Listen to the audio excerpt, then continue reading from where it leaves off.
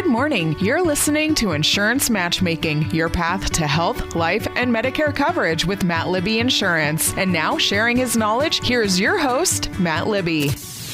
Well, welcome back to Insurance Matchmaking. Kind of some interesting things going on here. I don't know if you've heard about the station is changing their format. From what I understand, this show will still be here. So please, I don't know, time could change, but we'll announce those kind of things if we know that it's going to change. But as far as I know, it's still going to be 10 o'clock on Saturdays and still going on, still scheduling other guests and things. So hopefully we'll keep going forward. And just kind of one of the things came up this week. I was actually checked out a YouTube. In my industry, I'm real boring when it comes to stuff. I watch other insurance agents when I'm watching YouTube. And one of the things came up was about prescription coverage. And I know I've covered some of this before, but it just kind of a different angle. And I hadn't thought about some of the things that they added in this YouTube. I was like, oh yeah, that's some stuff I need to address in my show. And one of them is, and this was primarily talking about those on Medicare and on Medicare Part D, but it's not just Medicare. It's those discount drug plans. And I'm not going to name names, but there's one they have a yellow card. They're very, very well known, and you see them a lot. I'm not going to plug them. I used to plug them a lot until I found out that the data they were giving was going to, I think it's eHealth, which is basically a not online, but call center deal that competes with me. So I'm not going to plug them, but I'm not going to say don't use them either, because that may be the best deal for you.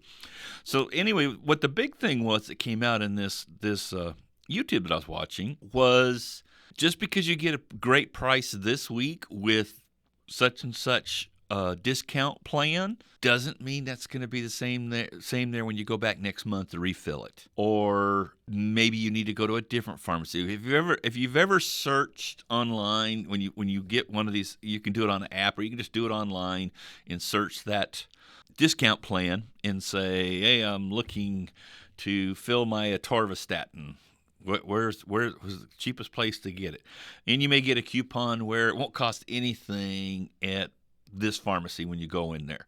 And that's great. You go and you maybe get a 90-day supply, give them the coupon, or they scan a code off your phone, however you do it. And it's great. And when it comes time to refill it in 3 months, you think, well, I'm going to go back to that same pharmacy and get it. And you go back there, or you go to get, and you can't get that same offer. So now you're going to pay $5 or $8 or whatever it is. The generics like that. The one I'm describing right there is not very expensive. Well, that might not be the case then. The other thing is, pharmacies will work with certain discount plans, and there's incentives for them to use that plan. And so if those incentives go away, they may stop accepting those coupons. So it can change. And it's never a substitute. I don't want to say never a substitute. Just relying on a discount plan is not a substitute for prescription drug coverage. But there are a lot of cases where those discount plans will be very useful. Maybe you have a deductible on your plan. Now, generally, and when it comes to the Medicare plans, most of the time the deductible only applies to like the brand names, as we say, the tier 3, 4, and 5 prescriptions, and not your tier 1 and 2 lower cost generics. Some plans, the deductible applies to everything. So even though it may be a cheap prescription, you may have to pay $5 for it because that's the cost of it. Now, you can use a discount plan and maybe get it for nothing. So you have to weigh those different options on those drug plans of does that make sense to use it at the time? Because you can't use them together. That's the rub. You cannot use a discount card and go through your insurance. It's an either or. So which one's going to make sense for you? And I mentioned, like I said, this is primarily, I'm kind of coming at this from the Medicare Part D angle, but you also have the under 65 market, which our office handles both. We do a lot of the ACA marketplace plans. We do short-term plans, and especially with the short-term plans, if you don't qualify for that tax credit, the short-term plan can be very affordable. Most of them they may have a discount card with them, or they don't offer any prescription coverage at all. Or again, you have to meet a deductible before it starts covering prescriptions. So that's where a discount plan can come in very handy. I've got one that I recommend. It's a subscription service. If you go to my website, it's called BaxRx. Most of them are going to have RX in the name, and I don't remember. I asked them how they came up with Bax, and I can't remember now what they told me. But that's just the name they're using. And if you follow the link, the referral link that's on my website, it's going to talk about signing up and in paying for the subscription. You don't have to pay for the subscription. You can just use it as a discount plan, just like any of the others. There's an app, and you can search, your prescription and go to, participating pharmacy and get that at a discount. But the one thing I think is really neat on their plan, especially if you're on a plan that doesn't have drug coverage or has a super high deductible, they do have a monthly subscription service. I think it's around $30. I meant to look up to have the exact number and didn't get that before I showed up for the show. But basically, if your prescription is generic, you don't pay anything for it, and it's shipped to you. You get it in your mailbox or at your door. I don't know, it may come UPS. I don't know if it's mail, UPS, FedEx, but it's delivered to you. You don't have to go to the pharmacy and pick it up. That's part of that subscription service. So that can come in very handy. And like I said, as long as it's a generic, then you don't pay anything extra for it. You're paying for it in the subscription. Now, if you have a brand name, you can still use their discount plan for that and get that brand name prescription. So that can come in handy. Always remember, though, if you're using the discount card and paying for it yourself, it won't bring down your deductible on your health plan because you're not running it through the insurance, so the money is not being assigned to your deductible. So your deductible is still where it is, and it's not going to help you save in the future in that way. But you will get you'll get a better price. That's the big deal on that, is you're not going to pay as much by using that discount plan. So like I said, I've got that link on my website. If you've got one you've been using and you love it, great. The one thing I've ran into is I'll talk to people who have a Medicare supplement plan, and they've had it for years, and they reached out to me because the rates on that keep going up, and so then they decide maybe they want to go to a Medicare Advantage at that time because they just can't afford the monthly premium anymore. Well, the problem is if they never signed up for a Part D plan, if they get a Medicare Advantage plan that has the Part D included, then they're going to have that late enrollment penalty. And that usually averages about $4 per year that you didn't have it. So if you've gone 6 or 7 years, you're already, $20, $30 of penalty that you're going to pay every month on your drug plan. So that's where, it might make sense to go ahead and do a subscription plan because you might have some generics. So maybe they still don't have a prescription issue. So they can get an Advantage plan. Maybe they just want to get a lower cost Medicare supplement. Again, don't want a drug plan. That's when this discount plan can be very helpful. So those are some things I'm kind of thinking on that angle. I have had a couple clients that, because they were in that situation, they'd had a supplement for years, never had a drug plan, didn't want to pay the penalty, but they decided they did want to go ahead and get a Medicare Advantage plan.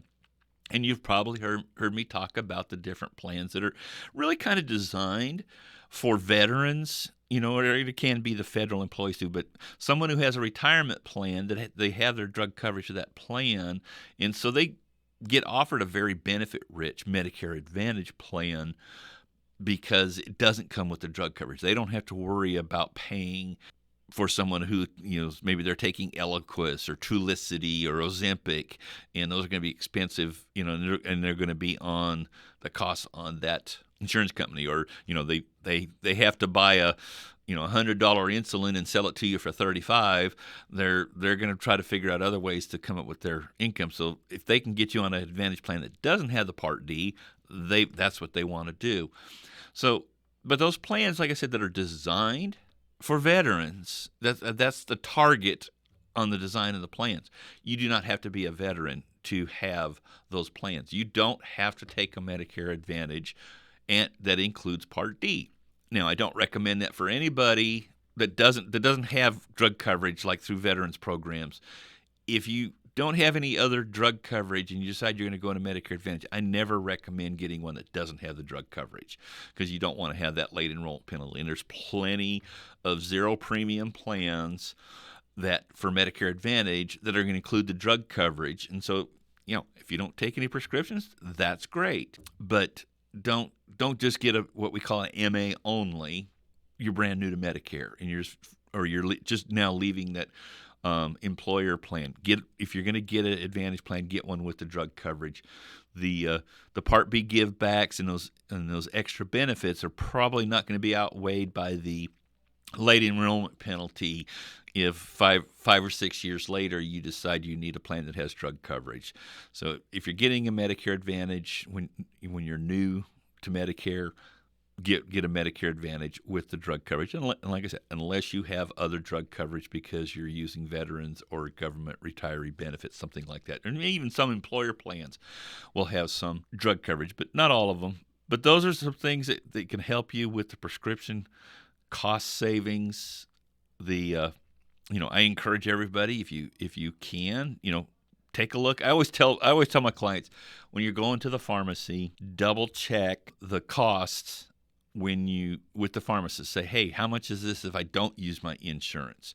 And a lot of times they can have a discount plan and maybe the copay is going to be less. Unless you're getting close to your deductible, or your max out of pocket, and so you want to go ahead and max that out so everything else is free after that, then it might make sense. But most people, especially the under 65 market, some plans will have a separate drug deductible, but the deductible for the drug is still a combined deductible for your maximum out of pocket. But most of the time, your deductible and max out of pocket on those under 65 plans are going to be combined.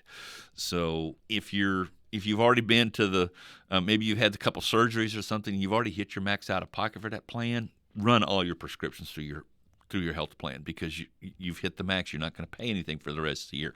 And make sure you get, if you can, get your 3-month refills in December, because your deductible and everything starts over in January.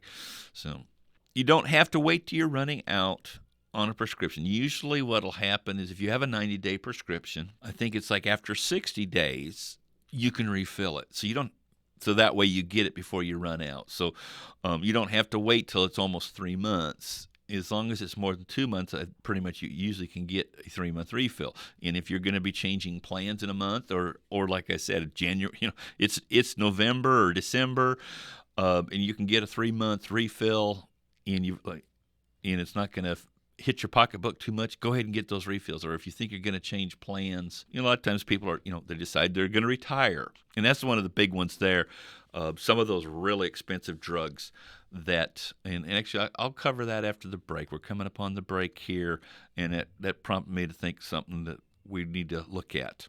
And we'll be right back. Join Upper Cumberland Habitat for Humanity for their Dream Builders Putnam Luncheon, Tuesday, May 13th from 12 to 1 p.m. at The Edge at Life Church. You'll get to hear from donors, homeowners, and volunteers. Admission is $25. And if you're interested in being a table host, please reach out to Casey at 931-528-1711, extension 6. It's Upper Cumberland Habitat for Humanity's Dream Builders Putnam Luncheon, May 13th, 12 to 1 at The Edge at Life Church.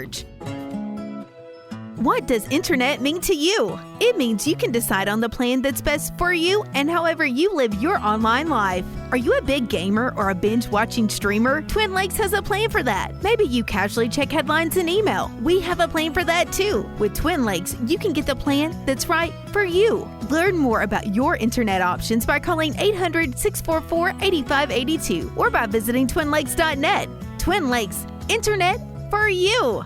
And now, back to Insurance Matchmaking with Matt Libby Insurance. All right, welcome back. I was talking there just before the break about having a very expensive prescription, especially for the under 65 market.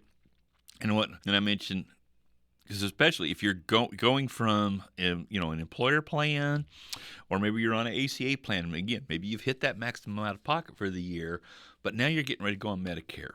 And just kind of put it back out there again. A lot of people don't realize it's like once you are eligible for Medicare, you're no longer eligible for the subsidy, that the advanced premium tax credit on that marketplace plan. So you do need to go on Medicare once you turn 65. And kind of the downside, a lot of people, maybe they're paying $20 a month, or they have a zero premium on their health plan. They have what we call the cost sharing reduction. So they got a very low deductible, max out of pocket, and maybe they hit that in June. And now it's, November, and they're getting ready to sign up on Medicare. I always encourage people, if you can, go ahead and get your refills of your prescriptions now, because once you go on Part D, they might be very expensive. And also, a lot of the prescriptions that are, the really expensive stuff there's no way you could pay for that prescription without getting some form of assistance. Some of those assistance plans don't exist once you're on a Medicare Part D. Because unfortunately, once you're eligible for Medicare, and there's different rules, and some of those, like manufacturer, or there's manufacturers, and there's also associations of nonprofits that focus on like Parkinson's, or not diabetes, not the one I'm trying to think of. If you're on kidney failure, dialysis, and some of the prescriptions and things you have for some of those conditions are just like super expensive. And you can get some assistance from some groups. You can get some assistance from some groups on those prescriptions, but that assistance, you're not eligible for it once you're on Medicare. So I always try to encourage people, hey, cushion yourself a little bit and see if you can get, your last refill before you go on Medicare, so it won't hit you as much. Because unfortunately, when you go on Medicare, you're going to start paying currently that $185 monthly premium for Part B, and then you're going to need a Medicare supplement or a drug plan. And that's the thing that hits those that are paying next to nothing on their marketplace plans, are their costs actually go up when they go on Medicare. A lot of people are like looking forward to going on Medicare because they're actually going to pay less, because maybe they're not getting the tax subsidy. And so their costs are actually going to go down with Medicare, or they're not going to have to deal with networks, because they're going to go Medicare with the Medicare supplement, where they've been having to deal with a network with the plan they have. And that's one of the things that frustrates me with the marketplace. Is a couple of years ago, and you've probably heard me complain about this before, is all the plans became EPOs. And a lot of people go, what the heck is that? It's not a PPO. It's more like a HMO. You have to stay in network, or you're not covered. Of course, again, with all plans, if it's an emergency, you're covered. But if you're scheduling a surgery, or you want to see a certain specialist, you have to make sure they're in network, or your insurance isn't going to pay anything. It's not going to go towards your deductible, your max out of pocket, or anything. You're just going to be paying for it. With a PPO, they may not be in network. You may have to pay up front. You can still file a claim with your insurance company to get reimbursed. And usually what happens with a PPO is you'll be reimbursed what's called usual and customary. So basically, they're going to reimburse you with more than likely what they would have paid an in-network doctor. So you can get some help paying for it if you have a PPO, but you have that EPO or an HMO, you've got to stay in network, or you're just paying out of pocket.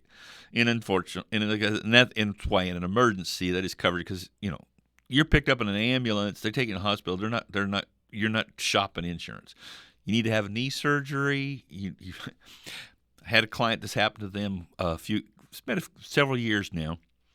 Had a colonoscopy, and the doctor was in network, but he didn't check the facility. And so the outpatient facility that he went to was not in network. It cost him a bunch of money to have that colonoscopy. And of course, he was one of those, and I don't know if it wasn't the preventive one, or it was just and he, had polyps that had to be removed. So, once that happens, it's considered a surgical procedure, not just the screening test. So he had a lot of costs that got hit up on, and it was, in my case, fortunately, he wasn't mad at me because they didn't tell him that he was going out of network. He scheduled with his doctor. The doctor, that he was seeing was in network, and they schedule a procedure, and then he gets these big, huge bills because the facility wasn't in network. That was a pretty expensive procedure for him. So those are some things. You always double check your networks. Make sure that you're going to be in network, or you may have some charges in. There's not much you can do about that after the thing. And I'll have people contact me and say, hey, I got to go have this procedure and this doctor isn't in network. Have you got a plan that will cover me, that'll pay for that? It's like, absolutely not. I can't sell you anything that's going to cover what your regular insurance doesn't cover when you have a procedure scheduled. That's one of the, as we call, knockouts. If you have a plan you're looking at, but you have a procedure that's already scheduled. Maybe it can be as simple as a dermatology procedure to freeze off some warts.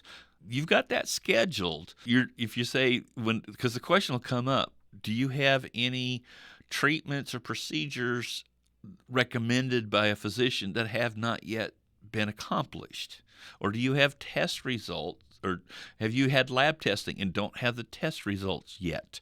You have to wait until you have those results.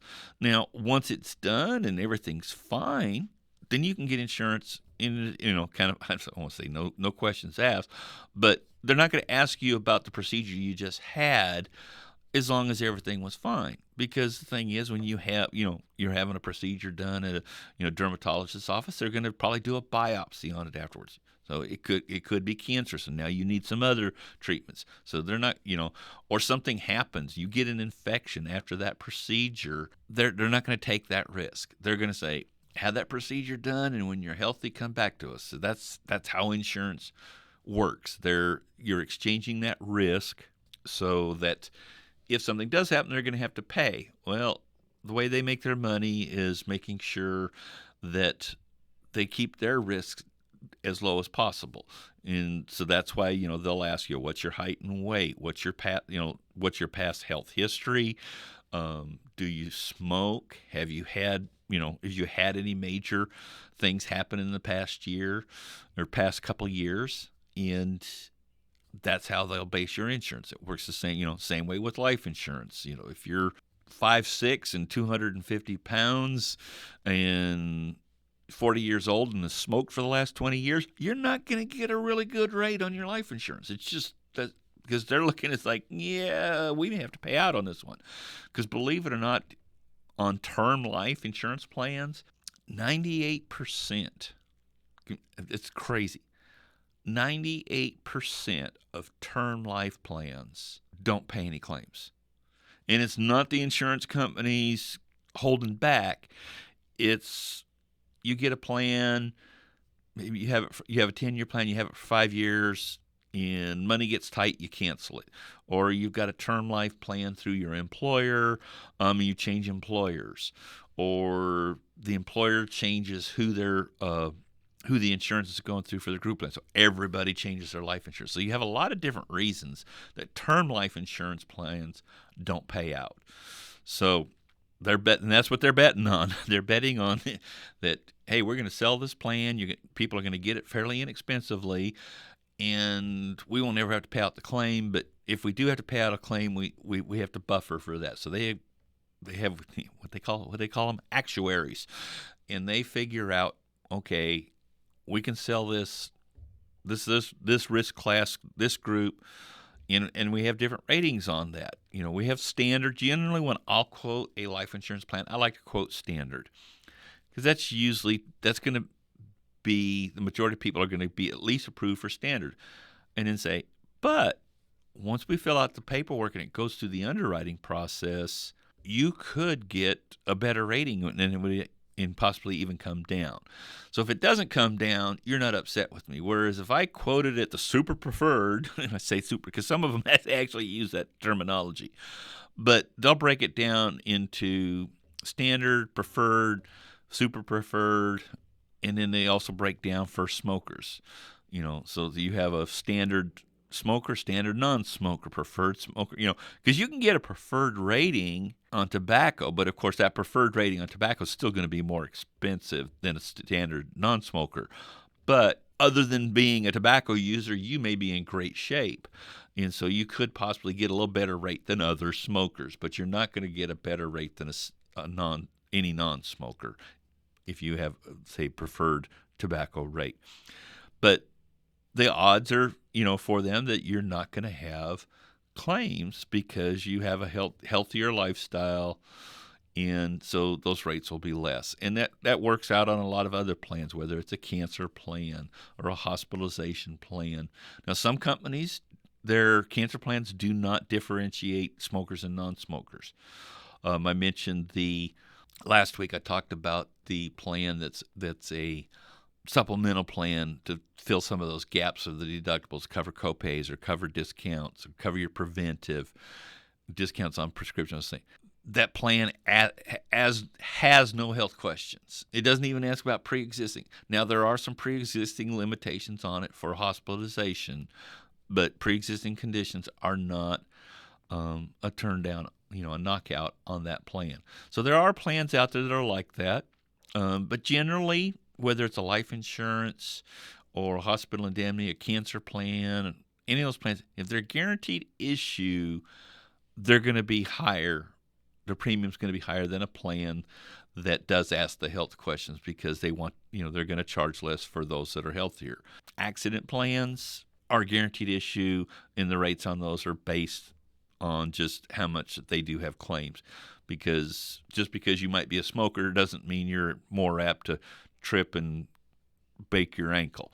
So accident plans are going to be a guaranteed issue plan. So it looks like I'm running out of time here. And I'm sorry, I found myself rambling here at the end. But check out, go to my website and check out the link for BaxRx. That might be a good fit for you for some of your prescription coverage, and feel free to share that link. I get a small commission on it if you sign up for their plan, and that's nationwide. Anybody anybody in the U.S. can use it. Well, I say in the U.S. It may be the contiguous the lower 48, Hawaii and Alaska, I think might be excluded because of higher postage rates. But check that out. Go to insurancematchmaking.com to listen to our past shows, and we will be back here next week. And until then, remember, at Matt Libby Insurance, we can cover you from head to toe, and it doesn't have to cost you an arm and a leg. You've been listening to Insurance Matchmaking with Matt Libby, your path to health, life, and Medicare coverage with Matt Libby Insurance.